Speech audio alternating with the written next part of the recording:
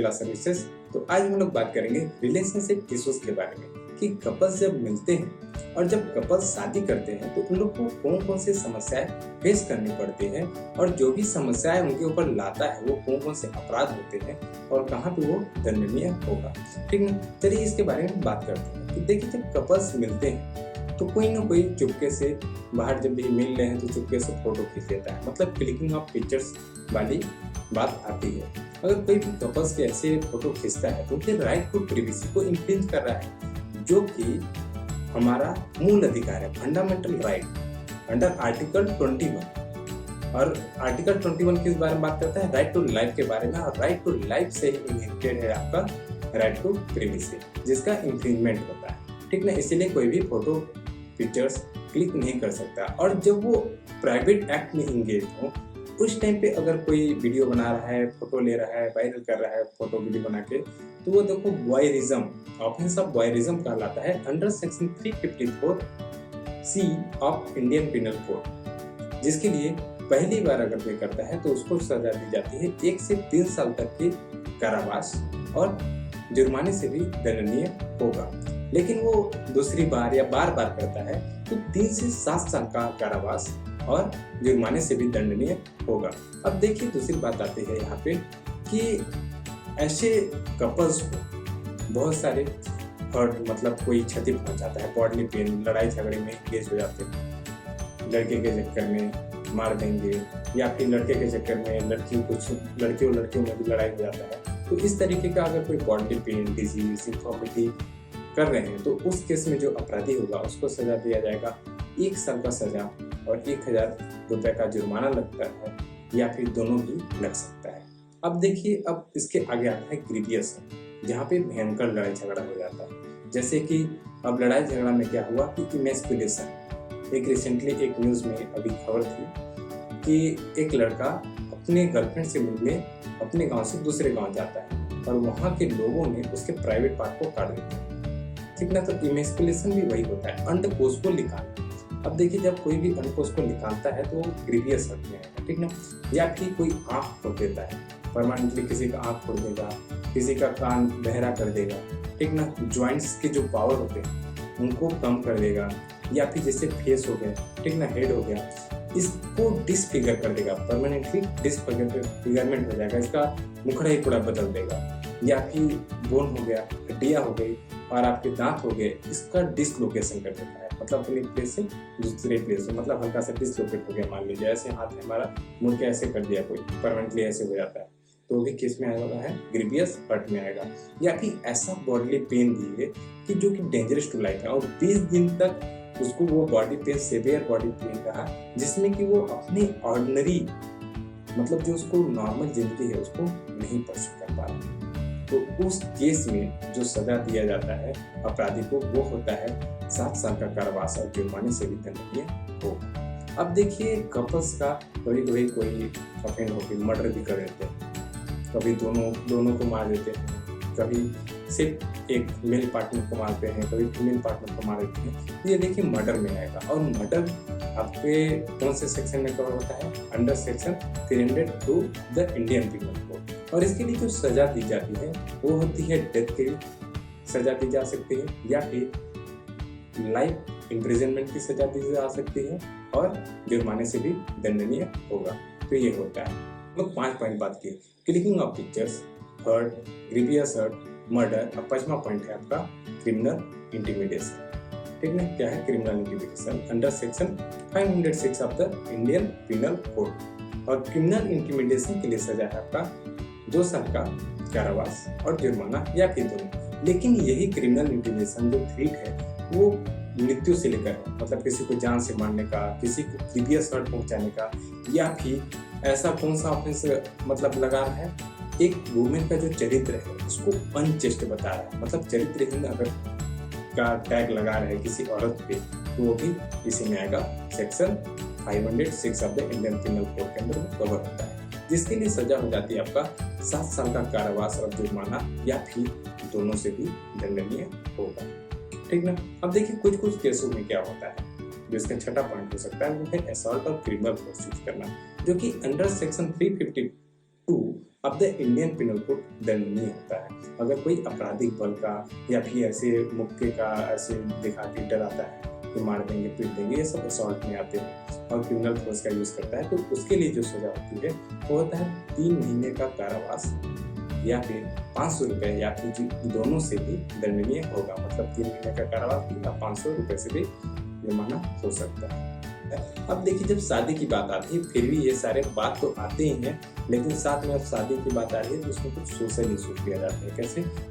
Social dignity की बात आ जाती है। अपने सोशल डिग्निटी को बचाने के लिए मैरिजेस में प्रॉब्लम होते हैं। कपल्स को सोसाइटी, पेरेंट्स एक्सेप्ट नहीं करते अपने सोशल डिग्निटी को बचाने के लिए, जो भी उनका एक अपना पर्सपेक्टिव है। सबका देखिए, हर एक जनरेशन का एक अपना एक पर्सपेक्टिव है, जिस पर्सपेक्टिव के हिसाब से सोसाइटी चल रही है।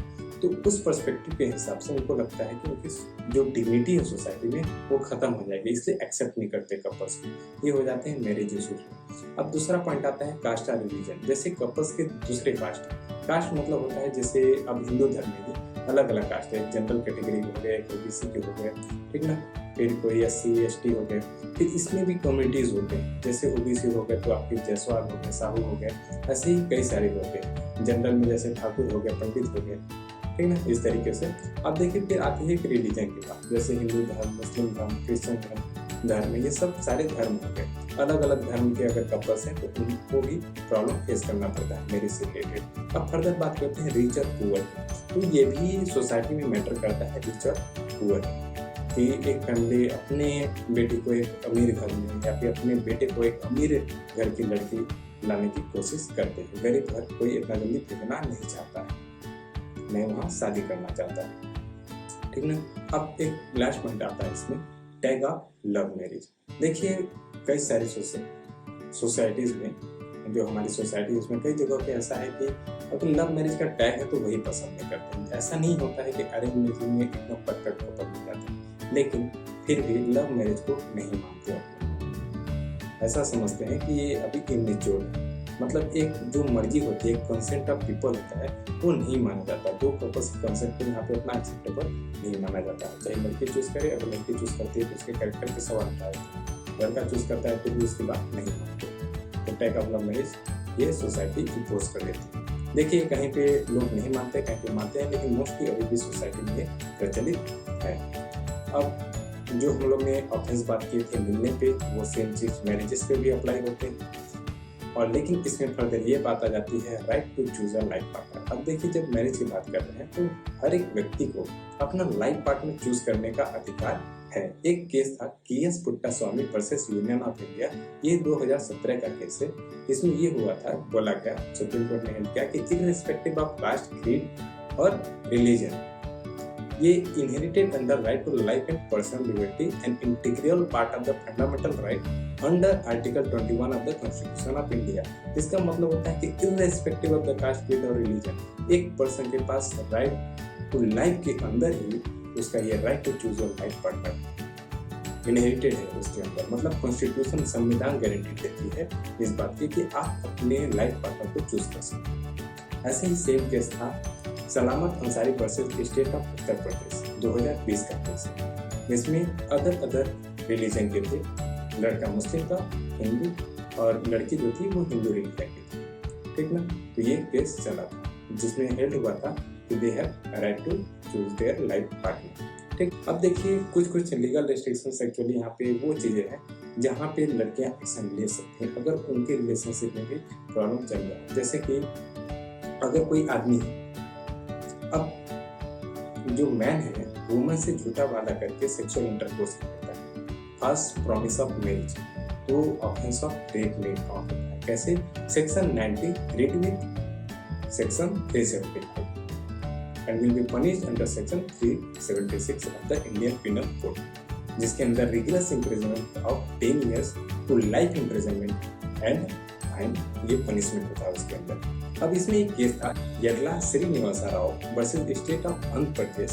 यहाँ पे एक आदमी होता है जो एक प्रोस्टिट्यूट्रेस, मतलब एक प्रोस्टिट्यूट होती है, उसके साथ सेक्सुअल इंटरकोर्स करता है। देखिए, भले वो प्रोस्टिट्यूट थी लेकिन वो बार बार मना कर रही थी, सेक्सुअल इंटरकोर्स करने के लिए तैयार नहीं थी, बट आदमी बोलता है कि मैं तुझसे शादी करूंगा। फिर उसके बाद जो प्रोस्टिट्यूट्रेस थी वो आदमी के साथ सेक्स करने के लिए तैयार है। कि जब वो लड़की प्रेग्नेंट हो गई थी तो आदमी ने उसको छोड़ दिया, ठीक ना।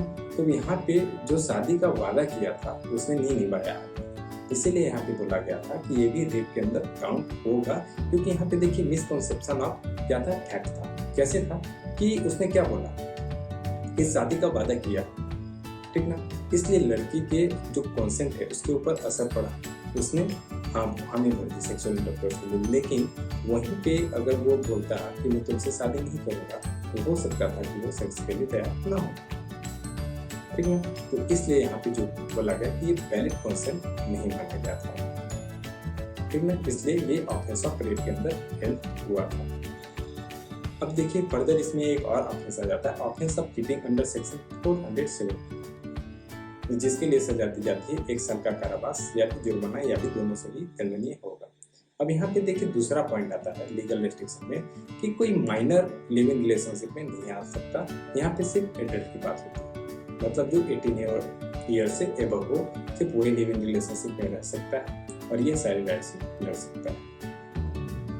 अब थर्ड पॉइंट आता है हैरासमेंट अंडर सेक्शन 354A। इसमें ये है कि कपल्स में अगर मेल सेक्सुअल फेवर्स मांग रहा है या फिर रिक्वेस्ट कर रहा है, डिमांड कर रहा है फीमेल पार्टनर के साथ, या फिर उसकी मर्जी के खिलाफ, या फिर उसको पोर्नोग्राफी दिखा रहा है उसकी मर्जी के खिलाफ, तो क्या ऑफेंस में आएगा, जिसके लिए 3 इयर्स ऑफ इम्प्रिजनमेंट या फिर जुर्माना या फिर दोनों से दंडनीय होगा, ठीक है, सजा दी जाएगी, मतलब 3 इयर्स ऑफ इम्प्रिजनमेंट और फाइन और बोथ। अब इसमें लास्ट पॉइंट आता है रेस्ट्रिक्शंस ऑफ मैरिज।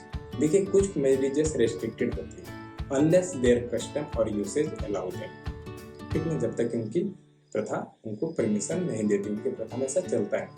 तो वो क्या चीजें हैं, देखिए जैसे कि हिंदू मैरिज एक्ट में अंडर सेक्शन 11 जो मैरिज सपिंडा, मतलब कि कैसे हो, सपिंडा में हुई हो या फिर प्रोहिबिटेड रिलेशनशिप में आती हो, वो मैरिजेस क्या होंगे, वॉइड होंगे। या फिर जिसके अगर मान लीजिए जो मेल पार्टनर है उसकी पहले से ही कोई जीवित बीवी या फिर जो फीमेल पार्टनर है उसकी पहले से ही कोई लाइफ पार्टनर है पहले से ही, तो अगर ऐसे व्यक्तियों की शादी होती है तो भी शून्य आता है, ठीक है, मतलब सपिंडा, प्रोहिबिटेड रिलेशनशिप या फिर स्पाउस लिविंग, इन तीनों केसेस में अगर कोई भी शादी करता है तो वो वॉइड माना जाएगा। तो ये होते हैं आपके रिलेशनशिप इश्यूज के बारे में। यहाँ पे हमारा खत्म होता है रिलेशनशिप इश्यूज। तो हमारा वीडियो कैसा लगा ये कमेंट बॉक्स में बताइए, और साथ ही साथ अभी तक आप लोगों ने सब्सक्राइब नहीं किया होगा तो सब्सक्राइब कर लीजिए। धन्यवाद।